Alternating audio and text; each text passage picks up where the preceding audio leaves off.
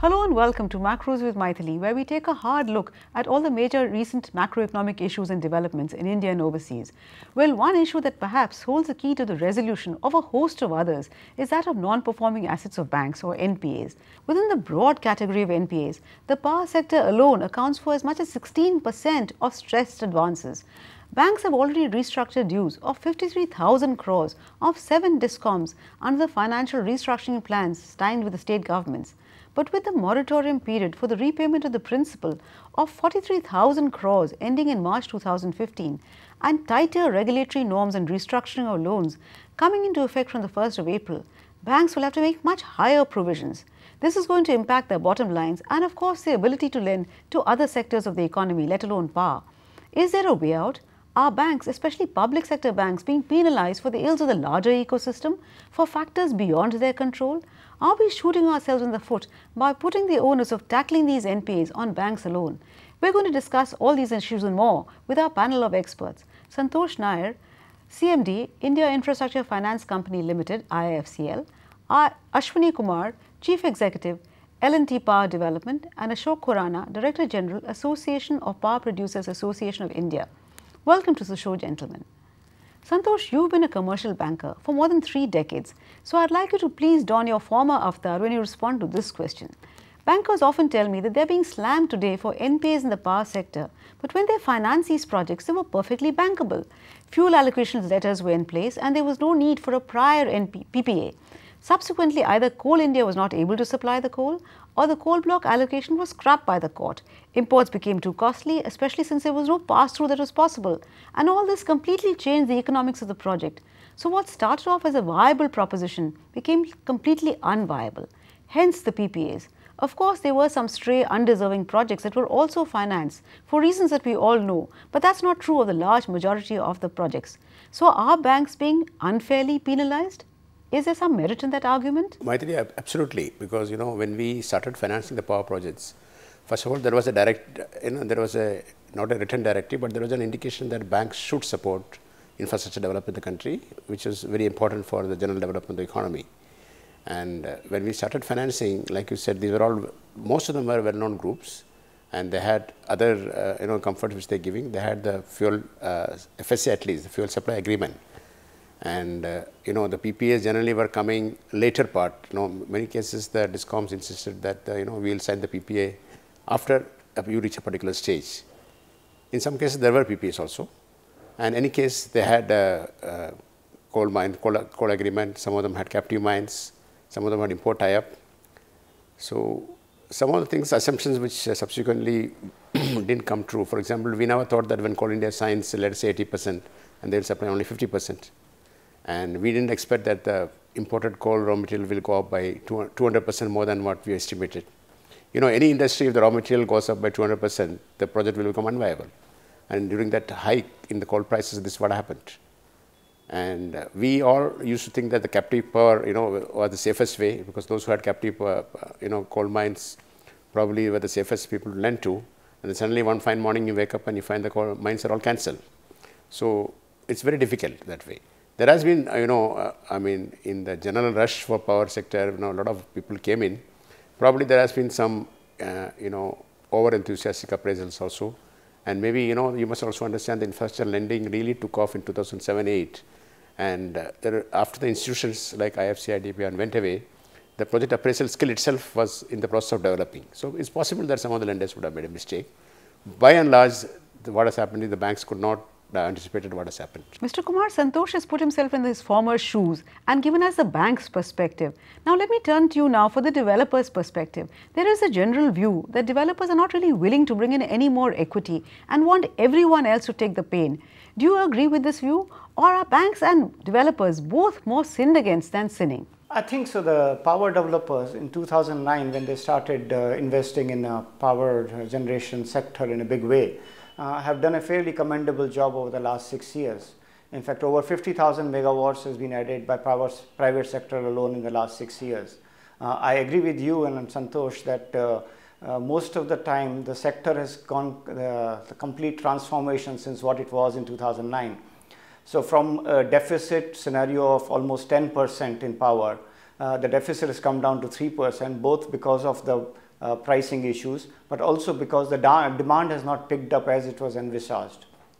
Any developer, any private developer has put in his equity, and when he found that the environment in the country is changing quite a lot, then he finds it difficult, especially if the projects are delayed and there is a cost overrun.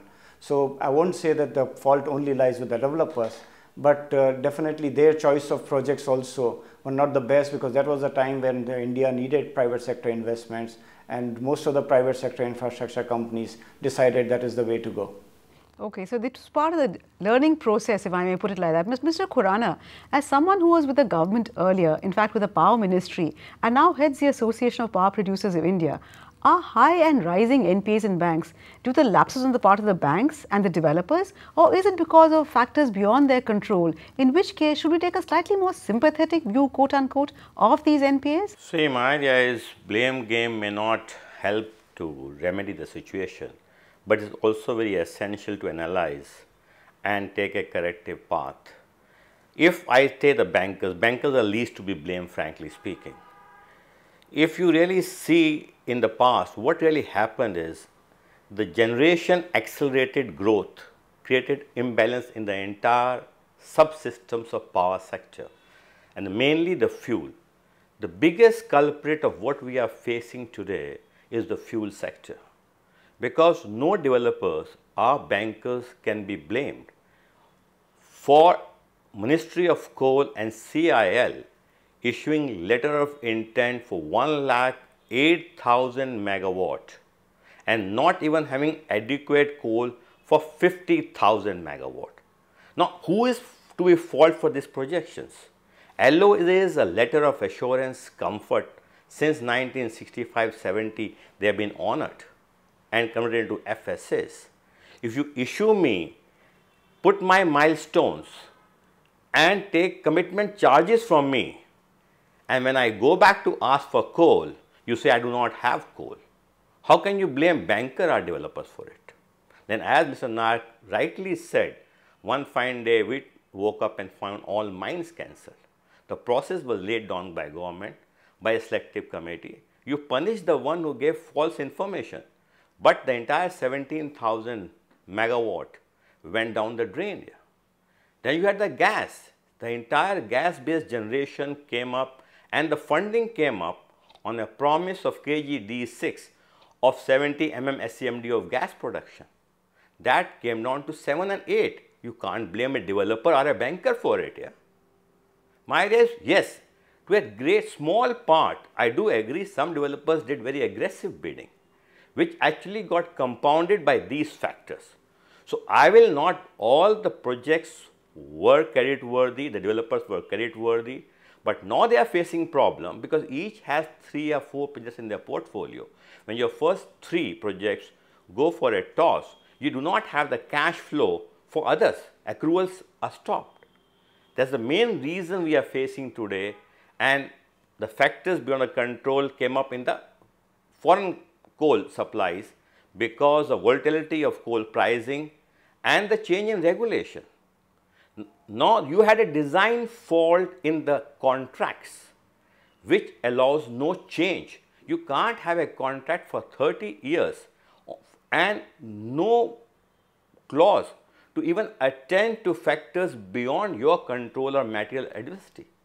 When all this was happening, we all were involved.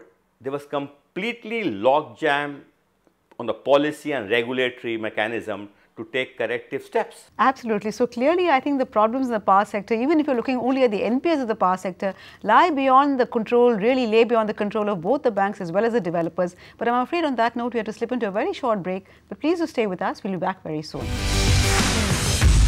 Welcome back. You're watching Macros with Mythili, and we're discussing the power sector NPAs and what can be done to unlock the vast amount of money that is really logjammed there.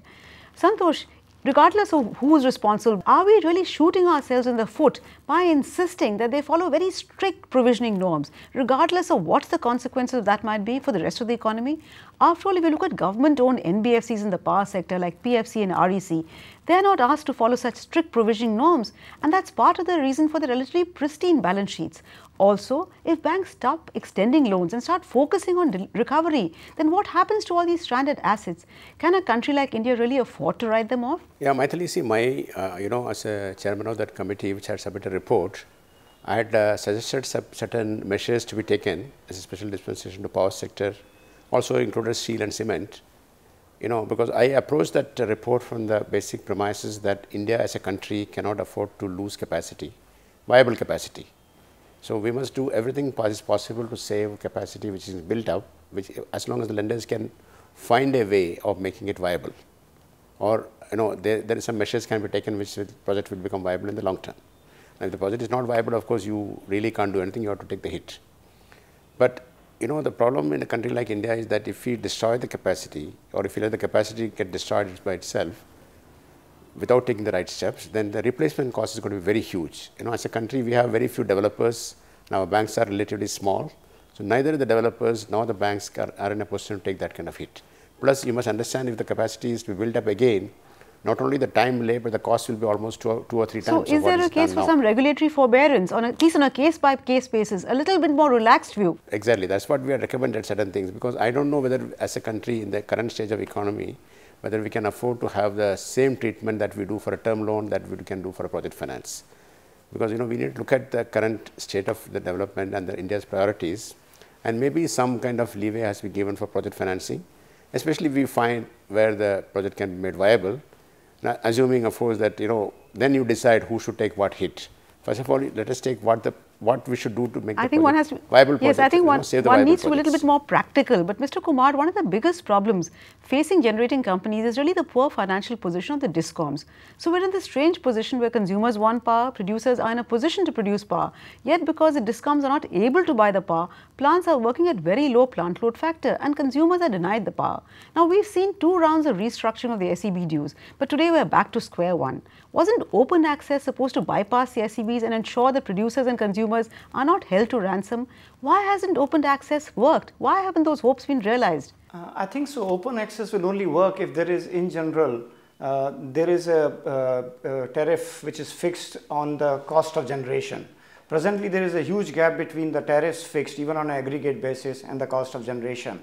And if you take away good consumers through open access, then we'll only have some of the consumers getting quality power while the others will remain in the dark. I think so. There is a fundamental problem with the way the states are treating the power sector. When it comes to fixation of tariff, we take the ultra left view and trying to say that we should not charge for power or charge very little for power for those who cannot afford it. But when it comes to actually running of the electricity board or the discoms on a day-to-day basis, then we take an ultra capitalist view and we try to do power cuts whenever we are making losses. So the net effect is exactly what you described, that we'll have very low PLFs, we'll have capacity which is not being utilized, and on an average, as per even the latest CRISIL report this month, there are 6 hours power cut on an average across India, and maybe much more in many states throughout the country. So we are in this position because we do not operate the power sector in any particular way. If we decide that we are going to be socialist, then whatever is the subsidy, the government should just raise their hand up, and I mean the state governments, and say we will give that subsidy, but we will assure that quality power is supplied to everybody who has a power connection. Instead, we try to work on the capitalist way when it comes to actual supply of power and resort to power cuts and not purchase of power. And that has resulted in this major problem where we have no power shortages, we have very low PLFs, and we have the discoms which will continue to make losses probably in the forthcoming future.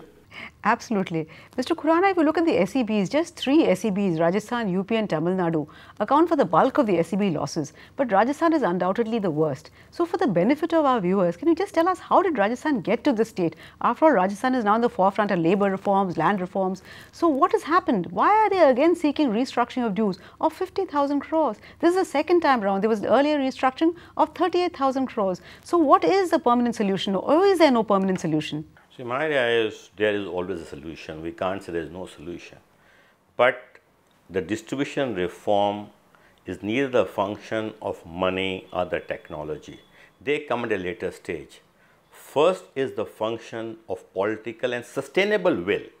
You need to have cost reflective tariff. Now, before I say that, we all are talking about distribution because finally the buck stops over there. But there's a huge lot of inefficiency in generation and transmission procurement also. I mean, I can say I like very contrarian view, I'll take it.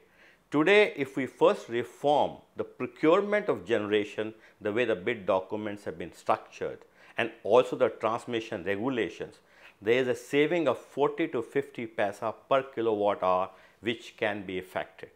And then comes the distribution. Problem is coming, no one is talking of the entire value chain, that is the fuel stock. There is a huge inefficiency in fuel stock. Coal India will ask for the rakes, railway rakes are not coming, people are carrying that by trucks, that costs extra money. You have inefficiency of railways, CIL, then the power grid, and then all these add up to 30-40 paisa. And the procurement, you see the latest procurement pricing in the Andhra and Telangana, they are pretty high if I see from point of view of my analysis. So, we need to bring about efficiency in the entire value chain, that is the fuel sector, generation sector, transmission and distribution. Then you will put less load on tariff increases. My dear, everyone talks of tariff increases. No one talks of consumer quality power. No one talks of how to improve that. First give consumer power, they will give you a tariff for it. And then there is a political will also. We need all stakeholders need to work together, and before we work on that, along with that side, we need to work on what you first said about the NPAs. Now, for that, you must say that Mr. Deepak Parekh committee report of compensatory tariff, he did not say for giving all the relief. The compensatory tariff factor was revolved only to bring them to a commercial viable level, which required sacrifices from all the stakeholders. Those two classic projects have already run 2.5 years. It will take one more year at the APTEL level and then another 3 years Supreme Court level. By the time both these projects, which can generate power the cheapest today, will become NPAs here. So, all stakeholders, that is central government, banks, developers and the states, have to actually stay together, come out with a viable solution, because the litigation will not help anyone. And to say that contracts have been signed, they will not open up. We can ill afford that thing, because all these projects will need to be mothballed and we need power desperately for our economic growth. So, certainly we need to add efficiency along the entire value chain, but I am afraid on that note, we slip into another very short break, but please do stay with us. We will be back very soon. Welcome back. You're watching Macros with Mythili, and we're discussing the NPAs in the power sector and what can be done to tackle both the NPAs as well as the problems of the power sector at large. Santosh, how does one tackle the problem of existing power plants, apart of course from future capacity? Now, in your report, you made a number of recommendations. Which of these you think is really critical to address the issue of both the existing plants as well as new capacity? Yeah, so the recommendation, I think some of them have been accepted by RBI, others probably they're examining it. It's taken some time, but I think probably some more probably will be put into practice now. But right now, Mythili, what's happening is what is affecting the sentiment of both the lenders as well as the new investors who are coming in, including those for renewable energy. What they are asking is about the state of what Mr. Khurana was saying, the state of health of discoms. There is a lot of concern about this. There is a lot of concern even in the boardrooms about when you take a new proposal.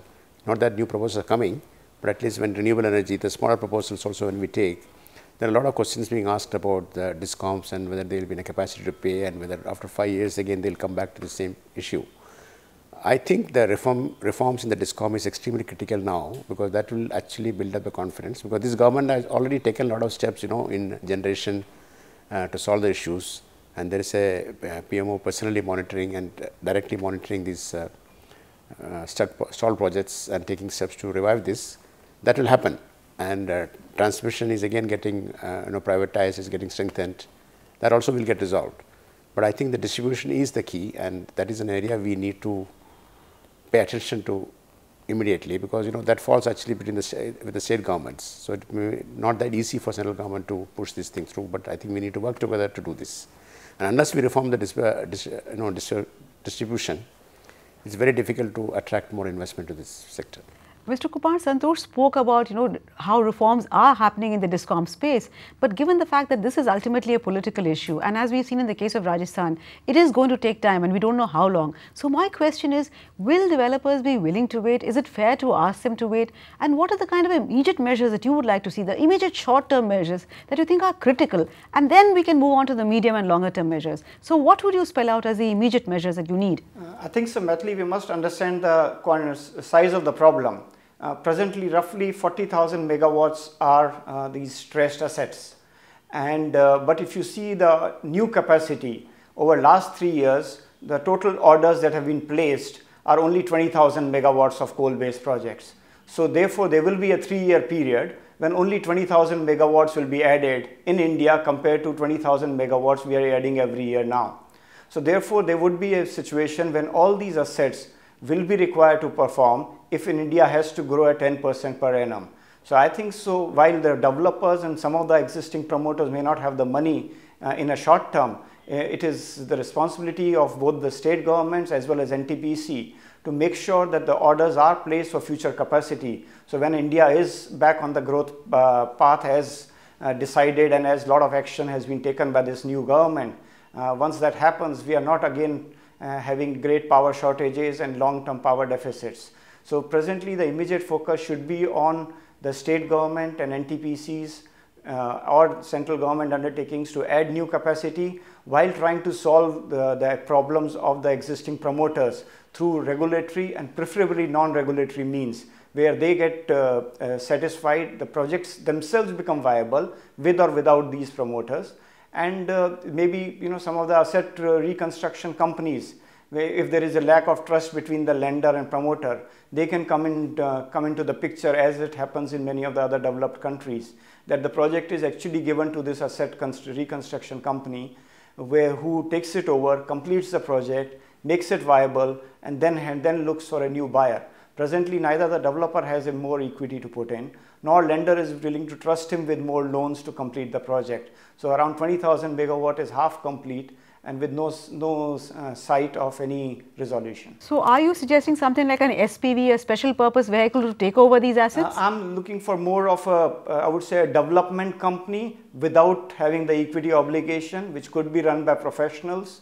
And this is the practice which is followed in some of the countries. So these are these are professional companies who do it as a developer, but they do not put their version of equity, but their track record of developing such projects, maybe they each as a team they have developed 10-15,000 megawatts as individuals, that they can be trusted to make sure the projects get completed. It signs the PPAs, it gets the coal supply, there is a transmission line, and ultimately it has some value, because if you mothball it or if you stop the constructions, then I think so as a country we will not have enough power when the country really requires it in another 3 to 4 years time. Absolutely. We will have a huge power shortage, even more than today, facing us in the next few years. But Mr. Khurana, today we have problems in both the thermal as well as the gas-based plants. In which of these do you think we are closer to seeing light at the end of the tunnel? Because gas has also run into problem, thermal was always a problem. In which of these two sectors do you think we can be a little bit more hopeful? See, my idea is the latest production figure of Coal India really show that the coal production is increasing, in last quarter with 12%. So once the coal production increases and the evacuation increases, the coal problems will ease out a bit. But then you have along with that a very big issue of offtake of power. See, today we have, leave aside the earlier NPAs which we are talking of cost recovery, we have about 12,000 megawatt of projects which have been commissioned and who have coal entitlement, by the way. They have LOAs, or they have 4,000 megawatt in the recent mines over there. They do not have PPA. Now, question is, the government put that condition over there, that is, you got to have a long-term PPA to use coal. but they have not made an enabling framework to ensure bidding opportunities here. My idea is we need to find a way out. You cannot impose a condition by which a man cannot fire his plant. That condition is beyond him. So what we require actually is the regulatory and policy framework to work in a very sportive manner along with Mr. Nayar committee recommendations, which are very good, because that only provides you a flexible time period to tie over a transition. But in that transition, you must remove the underlying constraints, because as long as the underlying constraints remain as they are today, no SP will help the matter. We need to remove those constraints over there. Yes, Mr. Khurana, you really hit the nail on the head, but I'm afraid we've really run out of time completely. Clearly, there are no easy answers to the problems of the power sector and hence of the NPAs in the sector. What is clear, however, is that if we are serious about resolving the problems of the power sector, the first thing that we need to do is stop thinking in silos, with the RBI and the Finance Ministry looking only at the financial angle, the Power Ministry only at power production, the Coal Ministry only at coal supply, etc. There are just too many stakeholders involved, and unless all of them come together, the power sector will remain a festering sore that we can ill afford. Thank you so much, Santosh, Mr. Kumar, as well as Mr. Khurana for joining me in this discussion. Thank you also for watching. But we'll be back next week with yet another edition of Macros with Mythili. Till then, it's thank you and goodbye from all of us at ET Now.